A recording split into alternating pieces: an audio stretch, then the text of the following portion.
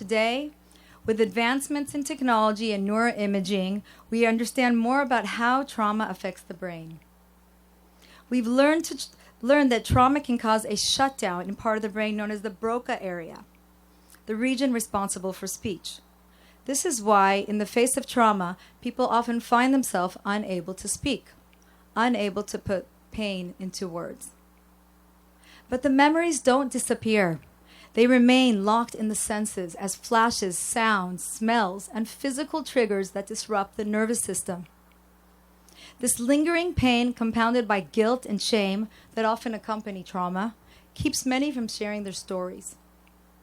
And so, like my grandmother, who never could speak of the past, like Michal, who couldn't speak of what happened there that day, people fall into what is called the speechless terror. This is when silence becomes the only response to unbearable pain, a silence that could lead to depression, anxiety, and thoughts of suicide.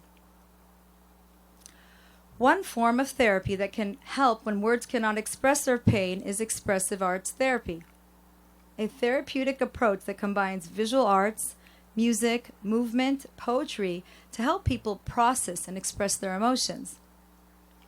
Research shows that creating art bypasses the brain's speech-language barriers, activating the same area where trauma is stored.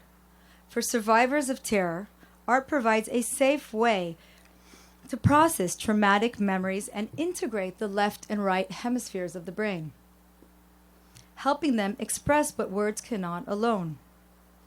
A key part of my PhD research was developing the Resilience Journal, a therapeutic tool designed to use the power of images and imagination to provide nonverbal support to those experiencing trauma to build resilience.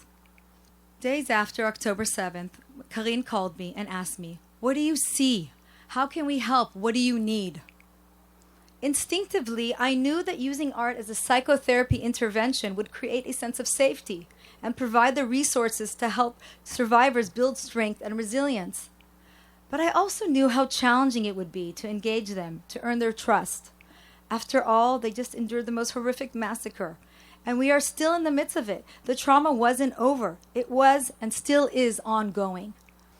In my work of the Resilience Journal program, I witnessed how the journal held each person's story.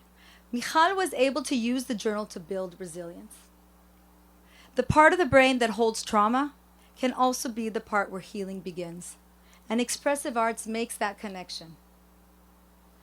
In the past 2 years, I've had the privilege of training over 140 therapists in the Resilience Journal with this support. I am proud to share that this method has reached over 200 patients since the beginning of the war, and enabled them to use this transformative tool, offer them a way to start their healing journey. Toda rabah.